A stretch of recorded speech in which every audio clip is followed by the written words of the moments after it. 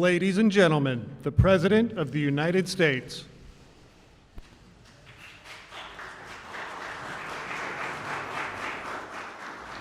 Thank you. Well, thank you very much. Please. Very nice. Thank you. Big day. It's my pleasure to welcome you all to the beautiful, great White House and to host this magnificent showcase of America's incredible small businesses. I just got to witness some beautiful product. Today we received outstanding news from all over our country, really. The United States economy has added almost 5 million new jobs in the month of June. That's shattering all expectations and shattering all records, historic records. History of our country, we've never added anywhere near that. And last month, we also broke the record, but now we shattered it, much higher than even last month. This is the largest monthly jobs gain in history. We added 2.1 million leisure and hospitality jobs, 740,000 retail jobs, 568,000 education jobs and healthcare jobs, 357,000 service jobs, and very importantly to me, because you know what's happening with manufacturing, we're bringing it back because we've made incredible trade deals. So manufacturing jobs are coming back, and we added 356,000 manufacturing jobs. Incredible, incredible numbers, all records. African-American workers made historic gains, the likes of which we've never had before. With 404,000 new jobs in June, that's a record. And that's the highest number ever. We had 700,000 new jobs over the last 2 months for African-American workers. That's the highest ever, and both months are the highest. We shattered last month's record. That was a record, and we shattered it. Hispanic employment is up by 1.5 million jobs. Great businessmen and women, and they're up 1.5, think of it, million jobs. Hispanic, 80% of small businesses are now open. New business applications have doubled since late March.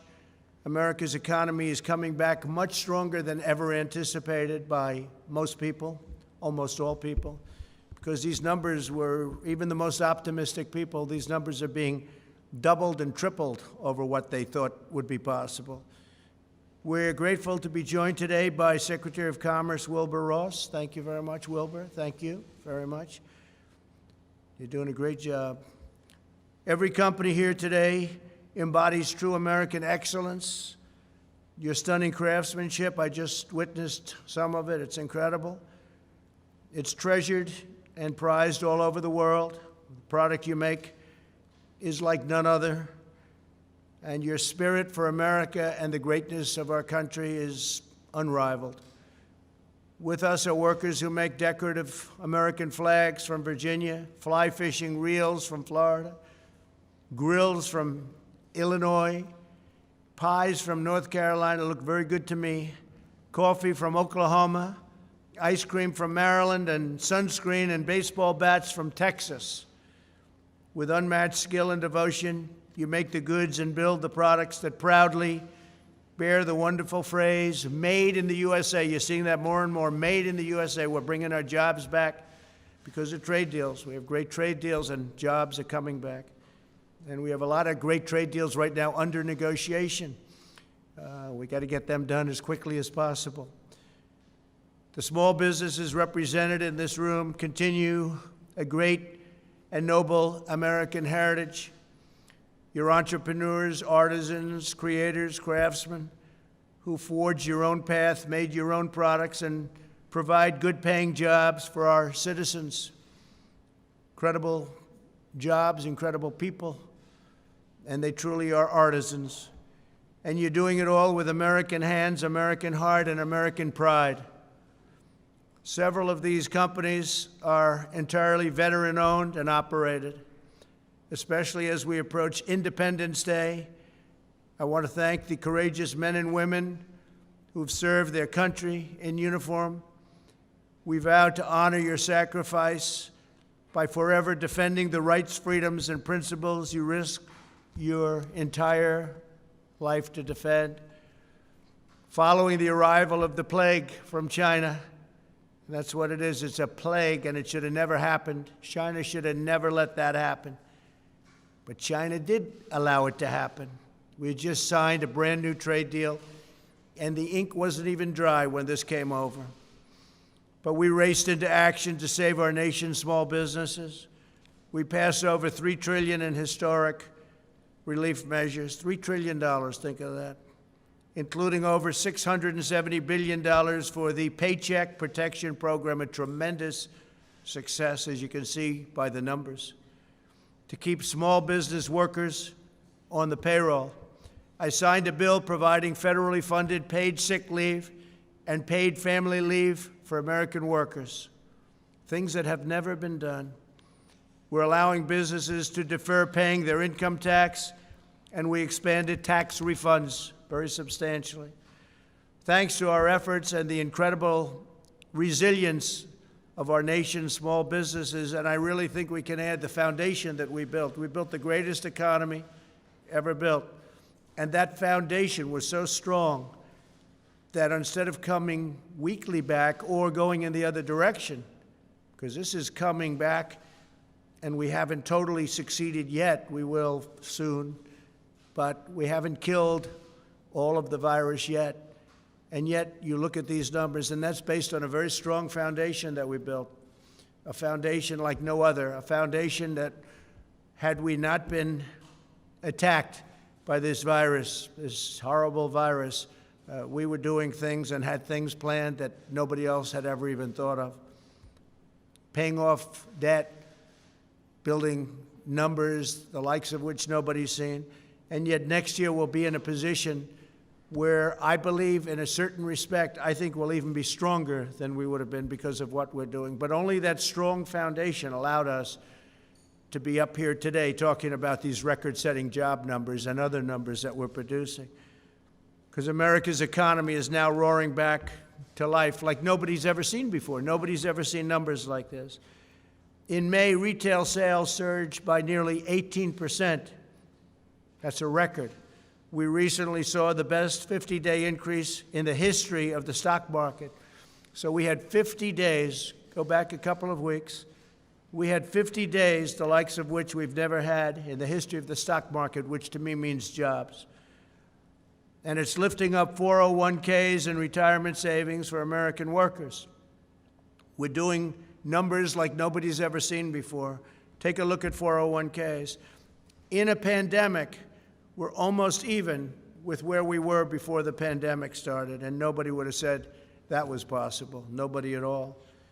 We built the greatest economy in the history of the world, and we are now doing it again. And I think we'll do even better the second time than we did the first time, unless somebody comes along and says, let's raise taxes on everybody. And they're raising taxes not only on corporations, they'll just go to another country and they'll do just fine. But they're raising taxes on people and middle-income people, and they're losing jobs. So you can't allow that to happen. That will be, all of this incredible job that we've done will go down like that. It will be a terrible, terrible sight. It might even be a 1929 situation, so you have a chance to have the greatest numbers in history. You're almost there. We're almost back to where we were from the standpoint of the stock market. Think of that. But you'll have a crash like you've never seen before. You put the wrong person in office, you'll see things that you would not have believed are possible. They want to raise taxes. They want to raise regulations. You know, a big part of what we've done is by cutting regulation. We've cut regulation more than any president in the history of our country, whether they're there for 4 years, 8 years, or in one case more than that. Nobody even came close. And we're doing much more. We have regulation, but it's proper regulation, not strangulation. We're also tapping into the talent, genius, and the drive of our people to kill the virus. We're speeding the delivery of new treatments, including antiviral steroids, convalescent plasma, and other therapies. We have therapeutics that are really, really looking good. And this includes 2 drugs that have proven effective, remdesivir and dexamethasone. methasone, which is having a tremendous trial, and we'll see how that all happens. But we have 3 vaccine candidates.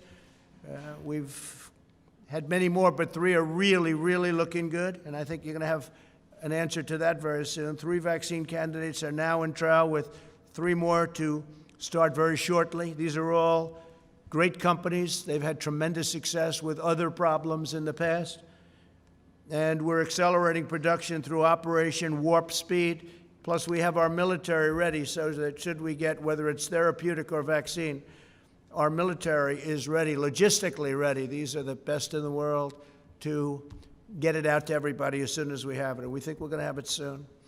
As we prepare to celebrate the 4th of July, let us renew our devotion to this nation, to its citizens, and the eternal values that define our past and shape our future. I'm going to Mount Rushmore on July 3rd. We're going to have a tremendous evening. It's going to be a fireworks display like few people have seen. It's going to be very exciting. It's going to be beautiful. They've been wanting to do that for years, fireworks. They used to do it many years ago, and for some reason they were unable or unallowed to do it. They just weren't allowed to do it. And I opened it up, and we're going to have a tremendous July 3rd, and then we're coming back here celebrating the 4th of July in Washington, D.C. And I want to also thank all of law enforcement. The job you've done is incredible. We signed a bill. You play with our monuments or our statues, you go to jail for 10 years. It's amazing how it all stops so fast. Stops so fast. We let the local authorities handle it as long as possible, but ultimately we said, let's step in, and we stepped in, and it stopped. 10 years in jail if they do what they were doing. So we're very proud of law enforcement. We want to thank law enforcement. Really great job. Our military has been incredible. Our National Guard has been just incredible all over. I'm glad to see in Seattle they took care of the problem, because as they know we were going in to take, we were ready to go in, and they knew that too. And they went in and they did what they had to do. We're a nation committed to equal and abundant opportunity for citizens of every race, color, religion, and creed. The American dream is the sacred birthright of every American child. And that's what we have, is we have the American dream. And nobody's going to shatter the American dream, not the anarchists, not the agitators, not the fools, not the looters. They're not going to have any impact on the national dream like no other. That's why we're here today, to ensure that every citizen can achieve their dream, achieve their destiny, and realize their full and extraordinary potential. That is how we will renew, rebuild, and restore America. We've done an incredible job in a 3.5-year period, a job like nobody thought would be possible to be done. And we're doing it again, and we're doing it, I believe, bigger and better and stronger than ever before. You're going to see that next year. And unless it's tampered with, we're going to have a year next year like no other. It'll be a phenomenal year, a successful year. And we'll have our best job numbers ever next year.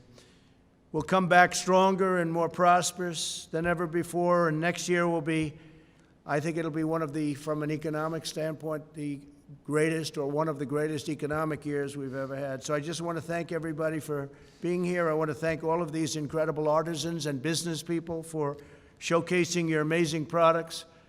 And I just want to leave you by saying very important words. God bless America. Thank you all very much. Thank you. Thank you very much. Thank you.